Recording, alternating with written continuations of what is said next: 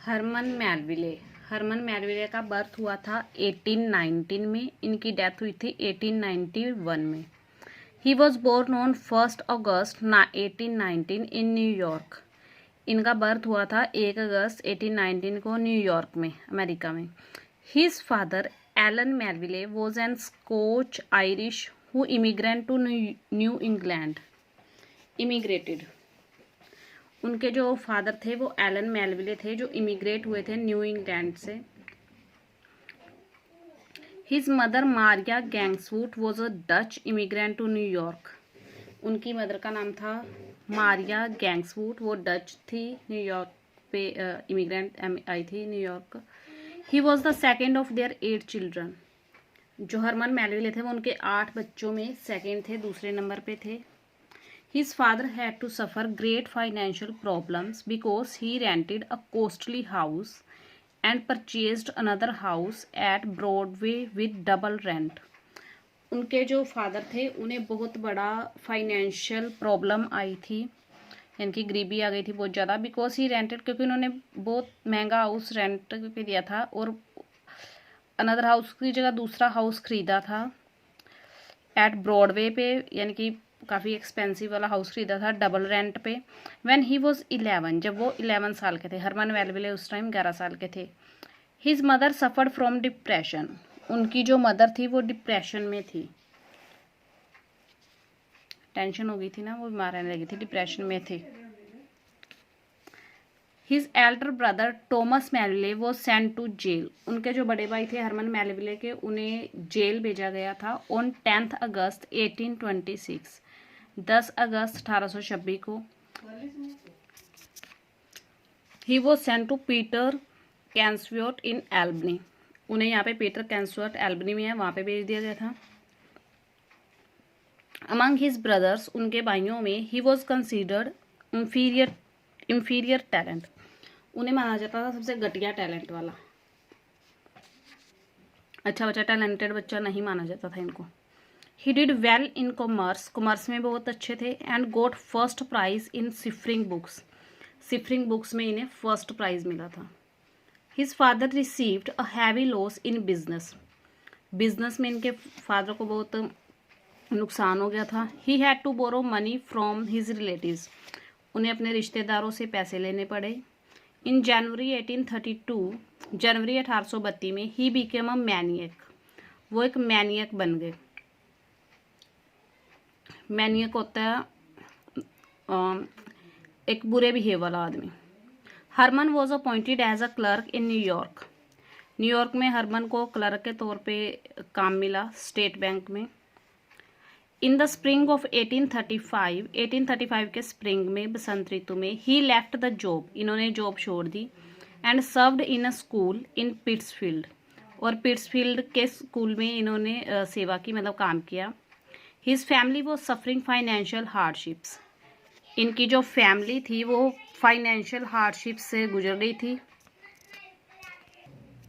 आर्थिक तंगी थी उनकी फैमिली में। His mother was tortured by the creditors, जिनसे, क्रेडिटर होता है जिनसे उधार ले रखा है, वो उनकी मदर को टॉर्चर करते थे। He attended a special course in the Lansingburgh Academy, Lansingburgh Academy से इन्होंने एक स्पेशल कोर्स किया।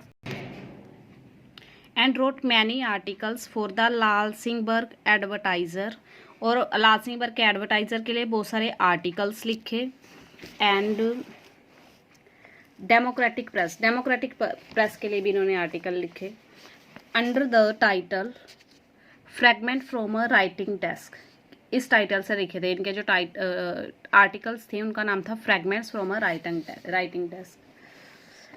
इन 1839 में the family financial position became worse, इसकी फैमिली की फाइनेंशियल पोजीशन और भी बुरी हो गई, मतलब ये गरीब ही रहे।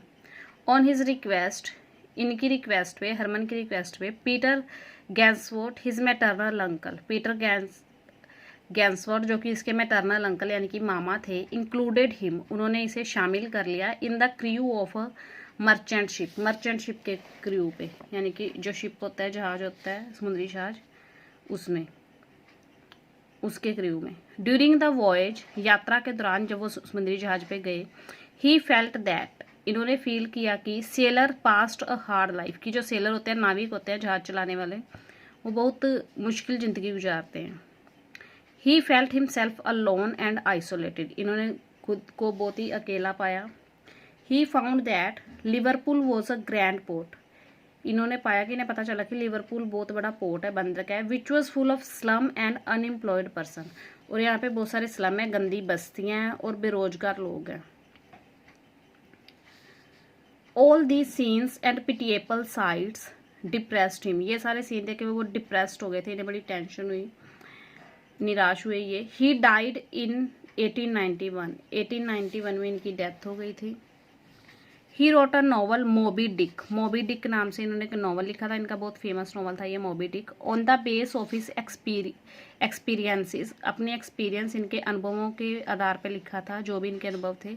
Of the sailors and life of the sea during his voyage, sailors के जो अनुभव होते हैं नाविक के तौर पे, समुद्री जहाज चलाने वाले के तौर पे, और सी की जब यात्रा करते हैं तो समुद्र में जो लाइफ होती है उसके बारे में, यानी कि सेलर्स की life, merchant ship, as a merchant ship इनकी जो लाइफ रही है, जो उन्होंने सेलर्स की लाइफ देखी है, उस पर लिखा Moby Dick.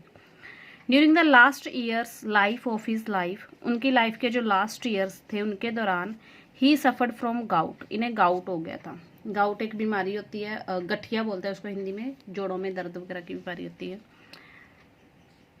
He died on 28 सितंबर 1891, 28 सितंबर 1891 को इनकी डेथ हो गई थी। इन ही सी एडवेंचर्स स्टोरीज, उनकी सी एडवेंचर यानी कि जो समुद्री इनकी एडवेंचर रिस्की जो स्टोरीज होती हैं, he is praised by the native inlanders against the white civil man, इनकी जो एडवेंचर स्टोरीज थी उसमें इनकी प्रशंसा हुई है, नेटिव्स ने की है, lander against the white civil max में। अकॉर्डिंग टू हिम, उनके अकॉर्डिंग वाइट सिविल मैन है is the most ferocious animal on the face of the earth, वो कहता है कि अर्थ के फेस पे जो वाइट सिविल मैन है वो सबसे ज़्यादा फेरोशियस एनिमल है उनके according. His chief glory of his fame rests on Moby Dick, उनकी जो चीफ ग्लोरी है, सबसे बड़ी उनकी जो ग्लोरी है, शान है, उनकी फेमस होने की जो वजह है वो मोबी डिक ही है, यानी कि मोबी डिक उनका सबसे ज़्यादा फेमस नॉवल था। मोबी डिक से ही मोस्टली क्वेश्चन आते हैं। वर्क्स, इनके वर्क्स में से टाइपी पब्लिश हुआ था मोबी डिक के अलावा जो है 1846 में। मार्डी पब्लिश हुआ था 1848 में। Redburn 1849, White Jacket 1850, Pierre on the ambiguities 1852, Israel Potter his 50 years of exile 1855 में पब्लिश हुआ था। The confidence man a comic masquerade, Clarel a poem and pilgrimage in the Holy Land, ये पब्लिश हुआ था 1876 में। बिली बर्ड पब्लिश हुआ था 1889 में। ओमू पब्लिश हुआ था 1847 में।